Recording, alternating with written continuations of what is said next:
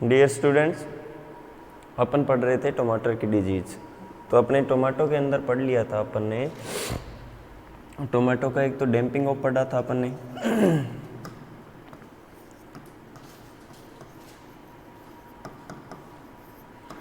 Damping off bacterial wilt भी हो गया,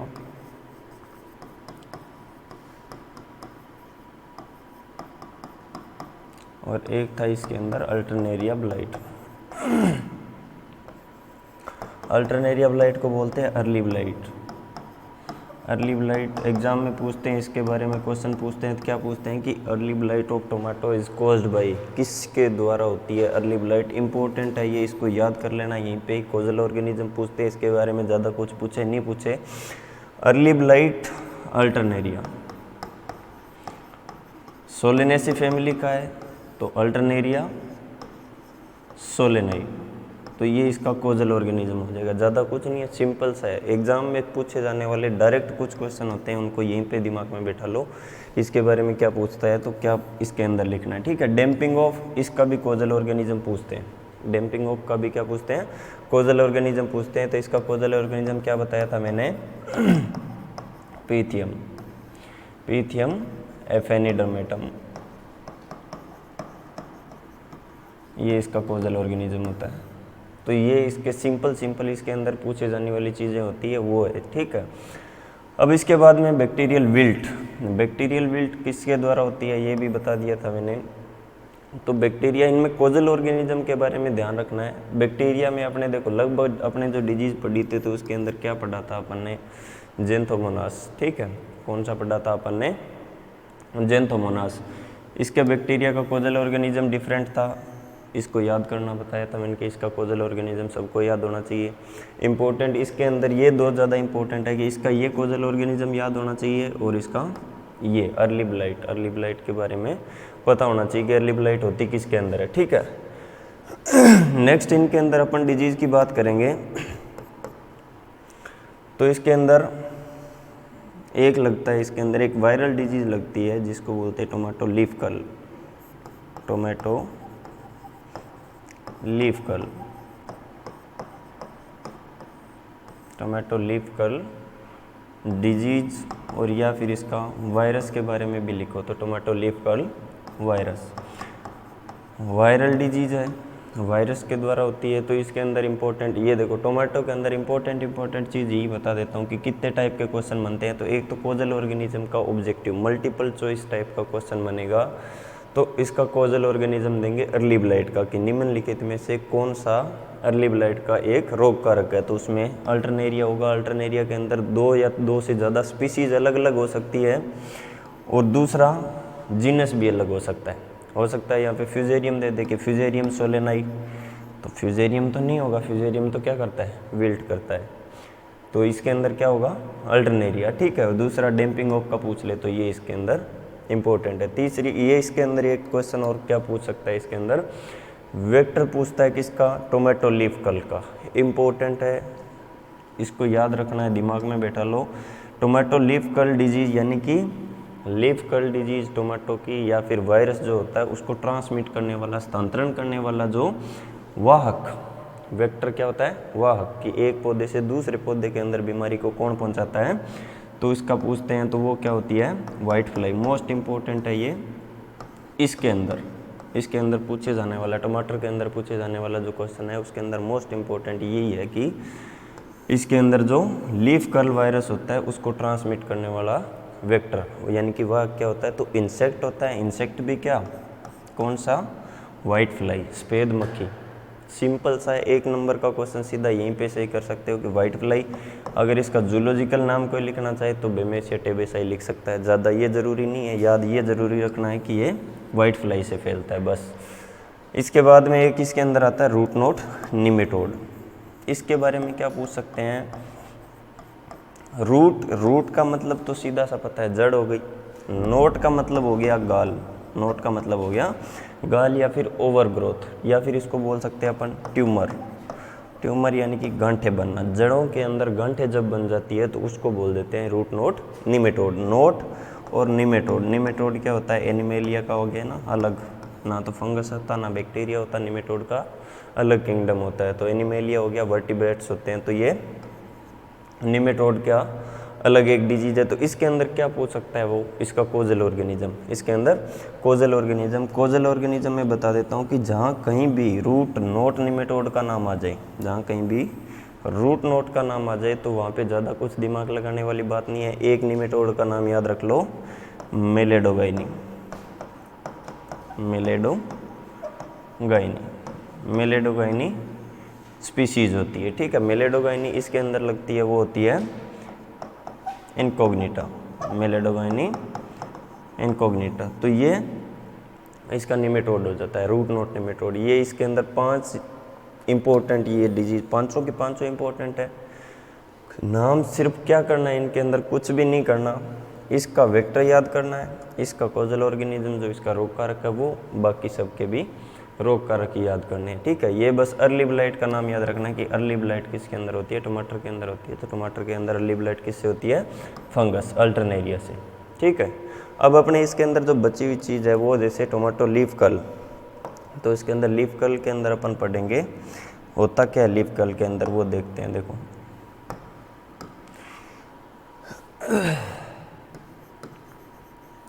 लीफ कर्ल जैसा नाम है वैसे ही इसका सिम्टम होगा, जैसी डिजीज का नाम होता है वैसे ही सिम्टम होता है। इससे रिलेटेड मैंने कुछ टर्म बताई थी, वायरस से रिलेटेड क्या पढ़ना था अपने को, जैसे मैंने बोल दिया कि लीफ कर्लिंग। अब कर्लिंग में अगर यहाँ पे सिर्फ कर्लिंग लिख रहा हूँ तो इसका मतलब ये नहीं कि आप कर्लिंग का मतलब क्या समझते हो कि पत्तियों का मुड़ जाना। कर्लिंग पूरा डिफाइन करना पड़ता है, इसीलिए इस चैप्टर को स्टार्ट करने से पहले, डिजीज पढ़ने से पहले अपन मैंने क्या लिखवाया था वहाँ पे, कर्लिंग की भी डेफिनेशन लिखवाई थी। कर्लिंग अलग होता है, रोलिंग अलग होता है, क्रिंकलिंग अलग होता है, ठीक है, पकरिंग अलग होता है, ये चीज़ मोजेक अलग होता है, मोटलिंग अलग होता है। पर इनके मीनिंग समझ में होना चाहिए कि मोटलिंग अगर मैं यहाँ पे सीधा लिख दूँ कि मोटल लीफ सिम्टम लिख दिया तो इसका मतलब आप सीधा मोटल याद थोड़ी करोगे कि मोटल होता क्या है, ये चीज़ भी तो पता होनी चाहिए। जैसे कर्लिंग, ये जो कर्लिंग लिख दिया तो कर्लिंग का मतलब होता है इनवर्ड ग्रोथ, प्लांट की जो लीफ होती है मिडरिब की तरफ उसका घुमाव हो जाना, मतलब कि मध्य जो सिरा होती है, जो पत्ती होती है उसकी मार्जिन का मध्य सिरा की तरफ घूम जाना, यानी कि वो अंदर की तरफ उसकी ओवर ग्रोथ हो जाना, या फिर वो उसका क्या होगा, अंदर की तरफ घूमने लग जाएगी, तो उसको बोल देते हैं अपन कर्लिंग। इसी प्रकार से रोलिंग क्या होता है, रोलिंग होता है जो लीफ की जो मार्जिन होती है उसकी ओवर ग्रोथ, उसकी सेल की जो अतिवृद्धि की वजह से वो डाउनवर्ड या फिर अपवर्ड घूम जाती है, नीचे की तरफ या ऊपर की तरफ बढ़ जाती है, तो उसको बोल देते हैं रोल हो जाना। यानी कि कर्लिंग का मतलब तो होता है रोल होना, तो मतलब सीधा फोल्ड हो जाना, रोल होने का मतलब होता है सीधा फोल्ड हो जाना।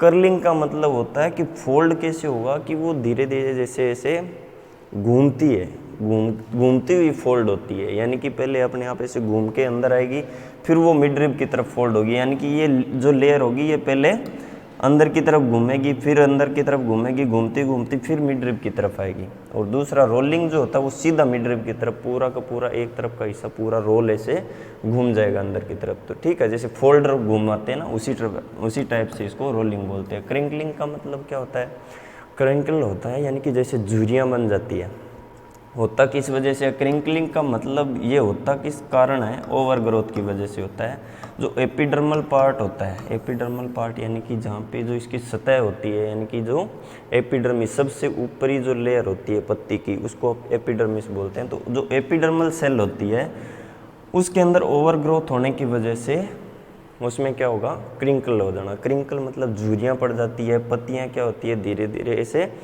सिकुड़, उसकी सरफेस जो होती है वो सिकुड़ने लग जाती है, ठीक है, उसके भाग के अंदर। उसमें देखो, इसमें हाइपोट्रोपी बोल सकते हैं उसको अपन, क्या बोल सकते हैं अपन, हाइपोट्रोपी। ओवर ग्रोथ, कुछ हिस्से में सेल बढ़ जाती है और कुछ हिस्से में सेल डेवलप नहीं होती। तो इस प्रकार के जब कैरेक्टर उत्पन्न होते हैं, इस प्रकार का जो फीचर होता है, तो उसका रिजल्ट क्या होता है कि ये जो होता है उसका रिजल्ट होता है क्रिंकल हो जाना। क्रिंकल मतलब झुर्रियाँ पड़ जाना, जैसे सिकुड़ जाती है, ऐसे सेल जो होती है आपस में सिकुड़ने लग जाती है और उसकी जो सरफेस होती है वो बिल्कुल रफ हो जाती है, तो उसको बोल देते हैं अपन क्रिंकलिंग हो जाना। कई बार पत्तियों पे अपन देखते हैं तो उसकी सरफेस पे ऐसे झुर्रियाँ जैसी ऐसे पड़ी रहती है, तो उसको बोलते हैं क्रिंकलिंग। पकरिंग क्या होता है? पकरिंग ऐसे होता है कई बार पत्तियों के अंदर ऐसे उभार से उत्पन्न हो जाते हैं, फफोले टाइप के उभार उत्पन्न हो जाते हैं और उसके पास में जस्ट पास में क्या होता है, एक गड्ढा बन जाता है। तो उस प्रकार के जो सिम्टम होते हैं उसको पकरिंग बोल देते हैं। मुझे एक बता ही दिया कि दो डिफरेंट कलर का अल्टरनेशन हो जाता है कि दो अलग अलग कलर आपस में ऐसे अल्टरनेट रहते हैं, तो उसको मोजेक बोलते हैं और इसी को मोटलिंग बोलते हैं। ठीक है, तो ये इसके वायरस के कॉमन सिम्टम होते हैं। तो इस डिजीज़ के अंदर अपन बात करेंगे तो इसके अंदर कौन कौन से सिम्टम दिखेंगे अपने देखो। और वायरस की जो डिजीज़ होती है उसका क्या करते हैं अपन, कंट्रोल तो होता नहीं, तो अपन क्या कर सकते हैं उसका मैनेजमेंट करते हैं। तो कैसे करेंगे कि कम से कम लॉस हो अपना, ठीक है, उसके अंदर लॉस कम से कम हो। तो इसके अंदर सिम्टम में देखो क्या होगा, सीधा सीधा सिम्टम बता देता हूँ, ज़्यादा लंबा चौड़ा याद करने वाला इसमें कुछ नहीं है। एक चीज़ तो होती है इसके अंदर स्टंटेड ग्रोथ, प्लांट की क्या होगी, स्टंटेड ग्रोथ। स्टंटेड ग्रोथ के बारे में अगर मैं पूरा लंबा खींच के लिखूँ तो इसमें क्या करूँगा, रिड्यूस साइज,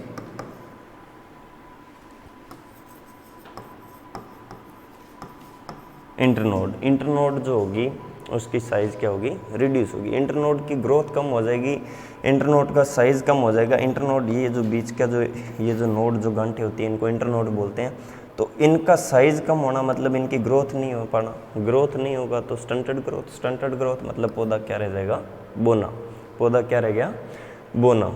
और क्या होगा इसके अंदर,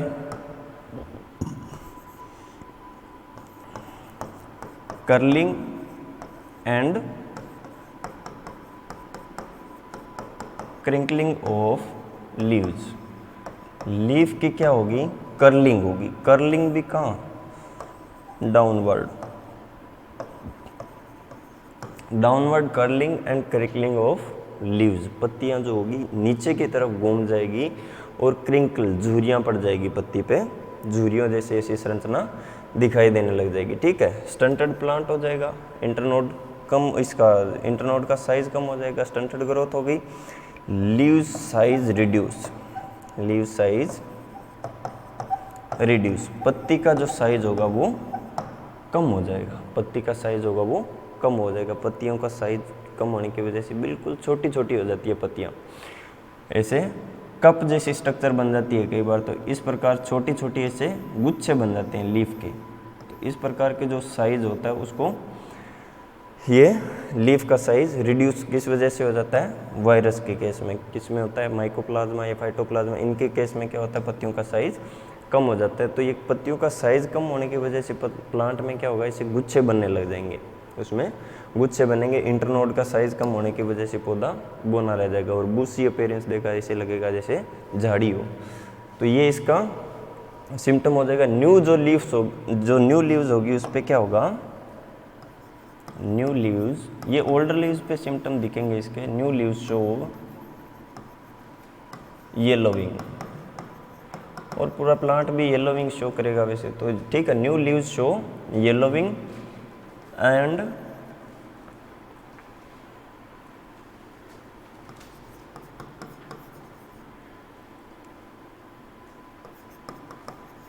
withering and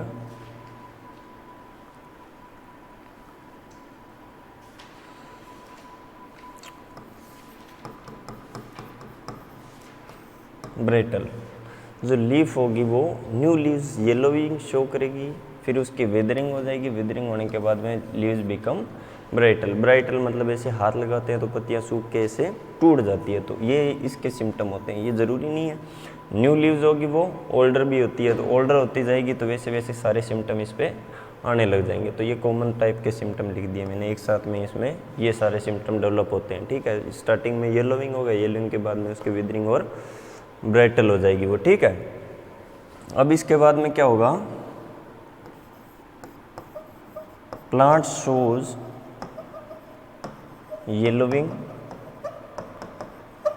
with more lateral branches which gives bushy appearance। अब इसमें क्या होगा, प्लांट शोज येलोइंग, पूरा पौधा जो होगा उसमें पीलापन आ जाएगा, पूरा पौधा क्या करेगा, पीलापन दिखाई देगा पौधे में। विद मोर लेटरल ब्रांचेज, मतलब साइड की ब्रांच जो होगी, उसकी शाखाएं जो होगी वो ज़्यादा डेवलप हो जाएगी, उसमें साइड की ब्रांच ज़्यादा निकल जाएगी, और ऊपर की तरफ पौधे का जो विकास होगा वो रुक जाएगा, साइड में ज़्यादा फैलने लग जाएगा। विच गिव्स बुशी अपीयरेंस, जो लेटरल ब्रांचेज निकलती है तो उस वजह से पौधे में क्या होगा, ऐसे झाड़ीनुमा संरचना बन जाएगी। एक्सेस ग्रोथ बोल सकते हैं जिसको, अतिवर्धन हो गया पौधे का, और साइड की जो ब्रांच होगी ज़्यादा वृद्धि होने की वजह से वो क्या होगा, झाड़ीनुमा बन जाएगा, तो बुशी अपीयरेंस देगा। और लेटर स्टेज में क्या होगा, पूरा का पूरा प्लांट होगा धीरे धीरे वो ड्राई होने लग जाएगा, सूखने लग जाएगा। और इसमें क्या होगा, देखो रिजल्ट इसमें क्या होगा, no flower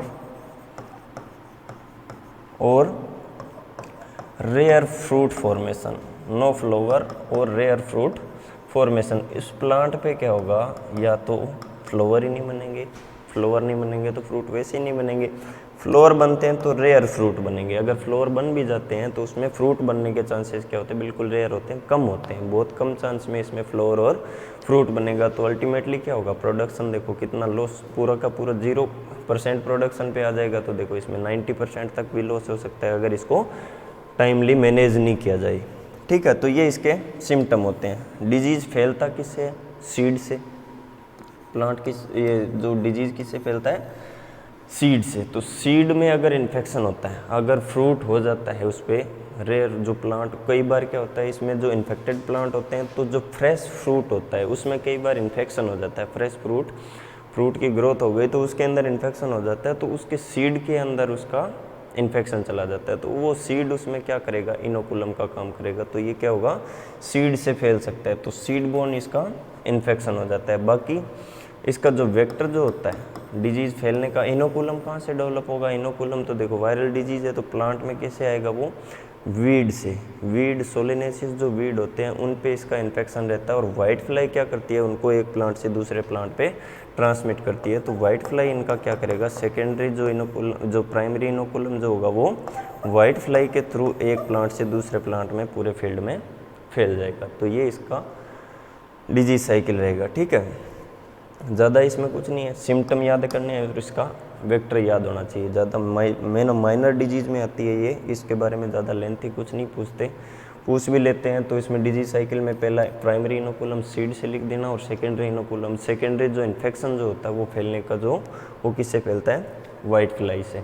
secondary inoculum field के अंदर जब इन्फेक्शन आ जाता है, सेकेंडरी इनोकुलम भी क्या होता है, टमाटर का प्लांट ही होता है, टमाटर का प्लांट ही उसका इनोकुलम का सोर्स का काम करेगा। ठीक है, अब इसके बाद में अपन इसकी बात करते हैं मैनेजमेंट की। तो मैनेजमेंट इसका इम्पोर्टेंट होता है, तो मैनेजमेंट में क्या करते हैं, इसके अंदर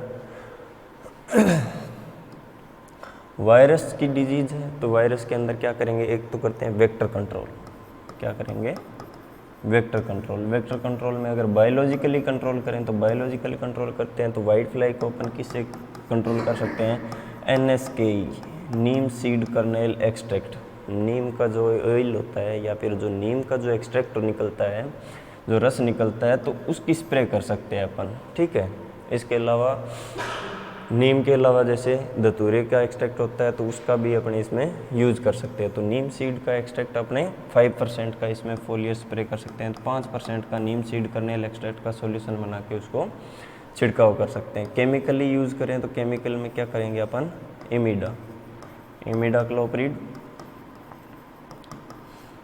और एसीफेट।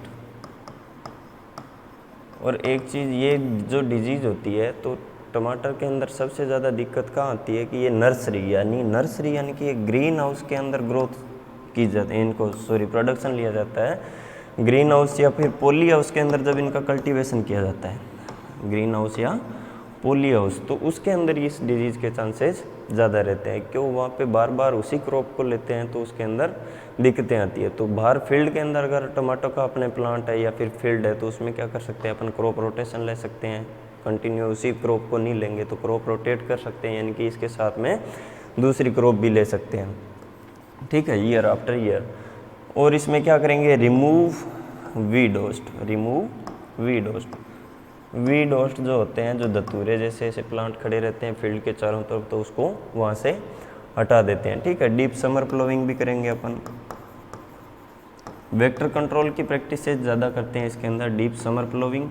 तो ये कुछ कल्चरल प्रैक्टिसेज, और बाकी जो केमिकली जो होता है, तो केमिकल के अंदर क्या करते हैं कि 7 डेज के इंटरवल से इसका स्प्रे करते हैं। 7 डेज इंटरवल से अपने इंसेक्टिसाइड का स्प्रे करते हैं। तो ये यूज़ करते हैं तो अपन 0.05% का और ये 0.05% का इसके अंदर छिड़काव करते हैं। तो इसका कंसंट्रेशन होता है एसीफेट और इमिडाक्लोप्रिड का। 5% का NSK का अपने इसका छिड़काव कर सकते हैं। वीड होस्ट को रिमूव कर सकते हैं, डीप समर प्लोइंग करते हैं। तो और इसके अंदर क्या होता है, पॉपुलेशन मैनेजमेंट कर सकते हैं, यानी कि कम पॉपुलेशन के अंदर डिजीज़ फैलने के चांसेस ज़्यादा होते हैं। तो इसका ऑप्टिमम पॉपुलेशन होना चाहिए, और रेजिस्टेंट वैरायटी भी इसका मैनेजमेंट कर सकते हैं, ठीक है। इसके बाद में इसकी डिजीज़ आती है नेक्स्ट, निमेटोड वाली, रूट नोट। इसके अंदर क्या होता है, शॉर्ट बता देता हूँ। इसका सिंपल है, कुछ ही नहीं है इसके अंदर। रूट नोट के अंदर देखो गाल फॉर्मेशन होगा, ठीक है। तो गाल फॉर्मेशन मतलब, गाल का मतलब क्या होता है, उसके अंदर गांठ का बनना, ठीक है। गांठें बनना मतलब उसके अंदर नोट्स बन जाती है, गाल्स बन जाती है, तो उसको बोल देते हैं अपन गांठ बनना, ठीक है। जो जड़ें होती है प्लांट की, जैसे इसके अंदर क्या किस टाइप का मैकेनिज्म होता है, देखो निमेटोड का सीधा सीधा, ये जो रूट्स होती है, तो रूट्स के अंदर क्या होता है, इसकी ओवर ग्रोथ होती है, रूट सेल की ओवर ग्रोथ होती है। निमेटोड होता है जो इसका मिलेडोगाइनी, जो निमेटोड होता है, इसके अंदर देखो क्या होता है, इसकी 4 स्टेज होती है, J1, J2, J3, J4। ये तो डिफ्रेंशिएट हो जाती है मेल और फीमेल में, मेल और फीमेल। ये जो स्टेज होती है, तो इसके अंदर आके ये या तो मेल में कन्वर्ट हो जाएगा या फीमेल में। तो मेलन शेप, ये मेलन टाइप, ये इसको बोलते हैं मेलन या पियर शेप, इस प्रकार की इसकी मेलन शेप बोलते हैं इसको। तो मेलन शेप की इसके अंदर फीमेल होती है, और ऐसे धागेनुमा इसका मेल होता है। तो अगर ये अपनी इस शेप में डिफ्रेंशिएट हो जाते हैं, तो उसको ये कौन सी स्टेज में आके होती है, ये J4 में। 4 अवस्थाएं होती है इसकी, जुवेनाइल बोलते हैं इसको, ठीक है। J2 और J3 जो होती है वो इन्फेक्शियस होती है, इसमें J सबसे ज़्यादा इन्फेक्शियस होती है, यानी कि इन्फेक्शन करने वाली स्टेज ये होती है। और J1 जो होती है वो लगभग डोरमेंसी के अंदर रहती है, ठीक है। तो J2 और J3 ये लगभग एक दिन में 1 सेंटीमीटर तक का मूवमेंट कर जाते हैं, सोइल के अंदर एक मूवमेंट कर जाते हैं, चल के चले जाते हैं एक जगह से दूसरी जगह। तो ये जब भी इन्फेक्शन करता है, तो इंजर्ड पार्ट, कोई भी वाउंड बन गया यहाँ पे या घाव हो गया, तो उसके वो क्या करेगा, इसे जो इसका जुवेनाइल होगा वो एंटर कर जाएगा रूट में, और रूट में जाने के बाद में वो क्या करेगा, सेल के अंदर हाइपरट्रोपी या फिर हाइपरप्लेशिया, ये चीज़ें अपन डिस्कस कर लिया पहले से। तो हाइपरट्रोपी करेगा या फिर हाइपरप्लेशिया या हाइपरट्रोपी की वजह से क्या करेगा, वो गांठें बना देगा। गांठें बनाएगा, तो गांठें बनाने की वजह से इसके अंदर क्या होगा, देखो विल्टिंग, पहली चीज़ क्या होगी इसके अंदर, विल्टिंग। और विल्टिंग क्या होता है, विल्टिंग मैंने बताया कि पानी की कमी, न्यूट्रिएंट सप्लाई रुक जाएगा, तो पानी की कमी की वजह से पौधे पे क्या दिखेगा, मुरझान आएगा। तो वो क्या शो करेगा, प्लांट येलोविंग। और इसके साथ में क्या करेगा, प्लांट में सिम्टम ऐसे लगेगा जैसे उसके अंदर न्यूट्रिएंट की डेफिशिएंसी हो रही है, तो न्यूट्रिएंट डेफिशिएंसी प्लांट शो करेगा, ठीक है। सिंपल सी बात है, न्यूट्रिएंट डेफिशिएंसी क्यों शो करेगा, क्योंकि न्यूट्रिएंट का तो सप्लाई ही नहीं हो रहा जब उसके अंदर नोट्स बन गई, तो न्यूट्रिएंट डेफिशिएंसी शो करेगा। तो सारी जो न्यूट्रिएंट उसकी रिक्वायरमेंट होती है, तो सारे न्यूट्रिएंट की कमी हो जाएगी, तो प्लांट में बहुत सारे सिम्टम दिखने लग जाएंगे। येलोविंग होगा, अल्टीमेटली ड्राइंग तो होना ही होना है, मरना तो है ही उसको। येलोविंग होगा, और लीफ पे क्या होगा, स्कॉर्चिंग। लीफ पे क्या होगी, स्कॉर्चिंग का मतलब ऐसे होता है कि जैसे उसकी पत्ती के किनारे को किसी ने जला दिया हो, तो स्कॉर्चिंग टाइप के जले जैसा सिम्टम जो होता है उसको स्कॉर्चिंग बोलते हैं। बिल्टिंग होगा इसके अंदर, येलोविंग होगा। तो ये 3 टाइप के सिम्टम याद हो गए। उसके बाद में इसमें क्या होता है, देखो लिख लेना, उसकी लाइन को पूरा लिख लेना। Leaf shows scorching, leaf shows, plant shows wilting, और प्लांट गिव्स येलो सिम्टम या फिर येलोविंग टाइप सिम्टम, ठीक है। येलोविंग, पत्तियां पीली पड़ने लग जाती है। न्यूट्रिएंट डेफिशिएंसी शो करेगा प्लांट, ये 4 सिम्टम हो गए। उसके बाद में क्या होगा, प्लांट बिकम ड्वार्फ। पौधा क्या होगा, बोना रह जाएगा, पौधा बोना रह जाएगा। जब उसकी ग्रोथ ही नहीं, उसको न्यूट्रिएंट नहीं मिल रहे तो उसकी डेवलपमेंट नहीं होगी, ग्रोथ नहीं होगी, तो वो पौधा बोना रह जाएगा। ठीक है, तो ड्वार्फिंग शो करेगा, इंटरनोड और लीफ का साइज छोटा रह जाएगा, leaf become smooth and leathery. ठीक है, लीफ जो होगी वो स्मूथ रहती है, इसके अंदर स्मूथ हो जाती है। चलो इसको लीफ का ये सिम्टम छोड़ दो। प्लांट जो होगा वो ड्वार्फ होगा, ड्वार्फ के साथ साथ में इंटरनोड का साइज भी कम हो जाएगा, प्लांट की ग्रोथ रुक जाएगी और उसकी जो पेटियोल्स होती है उसका साइज भी रिड्यूस हो जाएगा। तो ये क्या होगा, इसे झाड़ीनुमा रूप लेने लग जाएगा धीरे धीरे, तो ड्वार्फिंग सिम्टम हो जाएगा इसके अंदर। अब उसके अंदर रूट के अंदर अपन सिम्टम देखते हैं, तो देखो रूट के अंदर सिम्टम देखें तो रूट के अंदर क्या होगा, ऑन रूट, तो रूट पे सिम्टम क्या होगा, रूट में क्या बनेगी, रूट गाल फॉर्मेशन। ठीक है, प्राइमरी और secondary root, main root and lateral root. जो लेटरल या फिर जो ब्रांचेज होती है, जो उसकी दूसरी जो उप शाखाएं होती है रूट की, उसके अंदर और मेन रूट मुख्य जो जड़ होती है उसके ऊपर क्या होगा, गाल फॉर्मेशन, नोट फॉर्मेशन या फिर उसको गाल फॉर्मेशन बोलेंगे। और उसके बाद में अपन सिम्टम लिखेंगे, तो ये सिम्टम लिख देना, ये इंपॉर्टेंट है, गाल फॉर्मेशन वाला और प्लांट पे जो ऊपर जो पत्तियों पे दिखाई देता है वो। उसके बाद में क्या करेंगे, no fruit formation. No fruit formation, अगर फ्रूट बनता है तो फ्रूट कैसा रहेगा, उस पर हरा ही बना रहता है, उसकी आगे ग्रोथ नहीं होती, तो मेच्योरिटी भी नहीं जाता। No fruit formation and fruit become green, fruit remain green. Plant जो होगा वो जो फ्रूट होगा वो हरा रहेगा। नो फ्रूट फॉर्मेशन और नो फ्लावर फॉर्मेशन, फ्लावर भी नहीं बनेंगे और इसके अंदर फ्रूट भी नहीं बनेंगे। और प्लांट का बाद में क्या होगा, धीरे धीरे वो सूखने लग जाएगा, मुरझान में आने लग जाएगा। ठीक है, विल्टिंग का कारण एक और भी हो सकता है, अगर रूट नोट का इन्फेक्शन होता है तो उसके अंदर जैसे फ्यूजेरियम जैसी फंगस होती है, फ्यूजेरियम या फिर बैक्टीरिया, इनके द्वारा जो विल्ट होती है तो उसका भी प्रकोप बढ़ जाता है। विल्टिंग इसलिए शो करता है क्योंकि उसके अंदर फंगस का अटैक होने की वजह से, वो इसके अंदर इन्फेक्शन होने की वजह से विल्टिंग के सिम्टम शो करने लग जाएगा। तो ये रूट नोट निमेटोड के सिम्टम होते हैं। ठीक है, ऑप्टिमम टेम्परेचर होता है इसका 25 से 28 डिग्री सेंटीग्रेड। ठीक है, और लोम सॉइल जो होती है, दोमट जो मिट्टी होती है, उसके अंदर इन्फेक्शन इसका ज़्यादा होता है। नर्सरी या फिर ग्रीन हाउस के अंदर इसका प्रकोप ज़्यादा रहता है। ठीक है, नर्सरी या ग्रीन हाउस कल्टीवेशन में सबसे बड़ी या मुख्य समस्या जो होती है वो क्या होती है, निमेटोड। प्लांट प्रोटेक्शन मेजर में अपन सबसे पहले जो टारगेट जो अपना रहता है तो वो क्या रहता है, निमेटोड कंट्रोल। ठीक है, टमाटर है या फिर ब्रिंजल है, कुछ भी कौन सी भी क्रॉप है, उसके अंदर निमेटोड का प्रकोप ज़्यादा रहता है। ठीक है, निमेटोड कंट्रोल करते हैं तो क्या करेंगे अपन, कंट्रोल करने के लिए इसके अंदर क्या करेंगे, समर प्लोविंग तो हो ही गया। ठीक है, समर प्लोविंग करेंगे, समर प्लोविंग कर दिया। समर प्लोविंग के साथ साथ में इसमें ऑर्गेनिक अमेंडमेंट्स यूज कर सकते हैं, मृदा सुधारक, ऑर्गेनिक अमेंडमेंट्स। ऑर्गेनिक अमेंडमेंट्स में क्या कर सकते हैं, महुआ केक हो गया, नीम केक हो गया, तो ये सब चीज़ें अपने सोइल के अंदर, या फिर ऑर्गेनिक जो खाद होती है, जो कार्बनिक खाद होती है उसके अंदर डाल सकते हो। तो नीम केक हो गया, महुआ का केक डाल सकते हैं। ठीक है, महुआ केक,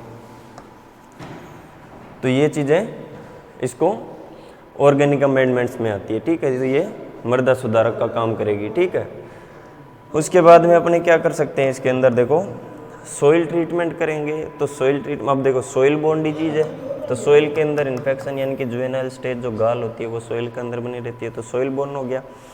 सोइल के अंदर अपन क्या कर सकते हैं, जैसे फोरेट, थीमेट, कार्बोफ्यूरॉन, तो ये जो केमिकल होते हैं इनको अपन सोइल के अंदर अप्लाई कर सकते हैं। कितना, 2.5 kg पर हेक्टेयर, 2.5 किलो प्रति हेक्टेयर की दर से अपन इसको सोइल के अंदर अप्लाई कर सकते हैं। तो ये इसके क्या हो जाएंगे, केमिकल कंट्रोल हो जाएंगे। एक चीज़ और इसके अंदर क्वेश्चन पूछते हैं, इंपॉर्टेंट है, ये लिख लेना, नोट कर लेना, SL 120, सिलेक्शन 120। SL 120 एक वेराइटी है जो कि निमेटोड के प्रति रेजिस्टेंट है। तो निमेटोड रेजिस्टेंट वेराइटी का अगर पूछ ले एग्जाम में तो सिलेक्शन 120 ट्रू फॉल्स में पूछते हैं कि सिलेक्शन 120 SL 120 एक निमेटोड रेजिस्टेंट टमाटर है, तो वो ट्रू होगा। ठीक है, दूसरा हिसार ललित एक और है इसके अंदर, हिसार ललित, ये भी इसकी क्या होती है, रेजिस्टेंट वेराइटी। तो ये इंपॉर्टेंट क्वेश्चन है दोनों, ऑब्जेक्टिव या ट्रू फॉल्स में या फिर इसके अंदर ब्लैंक्स में पूछ सकते हैं, तो इसको याद कर लेना, यहीं पे दिमाग में रख लेना। इसके बाद अपने नेक्स्ट एक डिजीज़ की बात करते हैं अपन, ब्रिंजल। ब्रिंजल के अंदर लिटल लीफ डिजीज होती है फाइटोप्लाज्मा से, ठीक है। इसका शॉर्ट बता देता हूँ, ज़्यादा कुछ नहीं पूछते इसके अंदर। देखो लिटल लीफ जो डिजीज होती है फाइटोप्लाज्मा से होती है, इंपॉर्टेंट ये है, ठीक है। ट्रू फॉल्स में भी पूछ देते हैं, little leaf disease caused by phytoplasma. दूसरा इसका पूछते हैं वेक्टर, जो बता रहा हूँ उतना ही याद करना है इसके अंदर, ठीक है। वेक्टर क्या होता है इसका, लीफ होपर। वेक्टर होता है इसका लीफ होपर, ये इंपॉर्टेंट है, सबसे ज़्यादा पूछते हैं एग्जाम में इसके बारे में, ठीक है। फाइटोप्लाज्मा इसका कोजल ऑर्गेनिज्म, माइकोप्लाज्मा या फिर फाइटोप्लाज्मा होता है, सही फाइटोप्लाज्मा लिखना। वेक्टर होता है इसका लीफ होपर। सिम्टम में सीधा होता है इसका एक्सेस ग्रोथ होती है प्लांट की क्या होगी, एक्सेस ग्रोथ होगी। एक्सेस ग्रोथ होना का मतलब माल फॉर्मेशन, प्लांट क्या हो जाएगा, माल फॉर्मेशन का मतलब यही हो गया कि इसकी जो फॉर्म होती है वो सारी की सारी चेंज हो जाती है। तो एक चीज़ इसके अंदर एक्सेस ग्रोथ, यानी कि उसकी ब्रांचेज ज़्यादा निकलेगी। प्लांट की जो लेटरल जो इंटरनोड्स होती है, जो एक्सिलरी जो नोड्स होती है, एक्सिलरी नोड्स जो होगी उसकी ग्रोथ क्या होगी, ज़्यादा होगी। इलोंगेटेड एक्सिलरी नोड्स, साइड की जो नोड्स होती है, जो पर्रो बोलते हैं जिसको, ठीक है। तो मुख्य पर्रो के अलावा जो साइड की जो अतिरिक्त जो इसके अंदर नोड्स होती है वो ज़्यादा फैलती है। एलोंगेटेड होता है ना, मतलब जैसे टमाटर के अंदर साइड की ब्रांचेज बढ़ती है, उसी प्रकार से इसके अंदर भी क्या होगा, साइड की ब्रांचेज ज़्यादा होगी। इसके अंदर क्या होगी, इसकी जो लीव्स होगी वो क्या होगी, leaves become smooth and leathery, smooth and leathery हो जाएगी, यानी कि चमड़े जैसी, ठीक है। और स्मूथ बिल्कुल सरफेस उसकी चिकनी हो जाएगी, ठीक है। तो ये इसको लिटिल लीफ का सिम्टम होता है। लीफ साइज होगा वो रिड्यूस हो जाएगा, पत्ती का जो साइज होगा वो रिड्यूस हो जाएगा। लीफ साइज रिड्यूस्ड, पत्ती का साइज कम हो जाएगा, एक्सिलरी ब्रांचेज ज़्यादा निकलेगी, ठीक है। और वो बूसी अपीयरेंस हो जाएगी, प्लांट बिकम बूसी,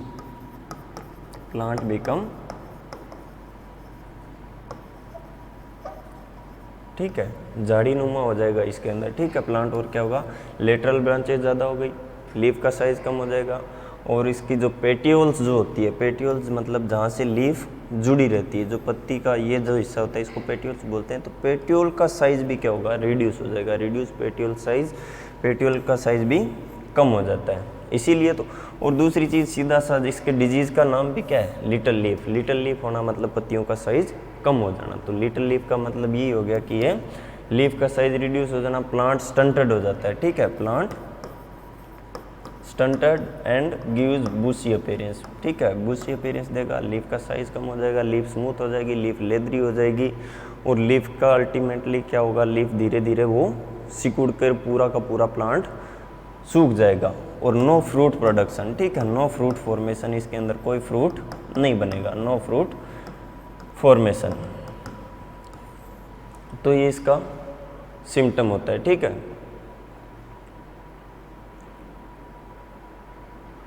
फ्लोरिंग भी नहीं होगा इसके अंदर और फ्रूट भी नहीं बनेगा। 4-5 सिम्टम याद कर लेना इसके।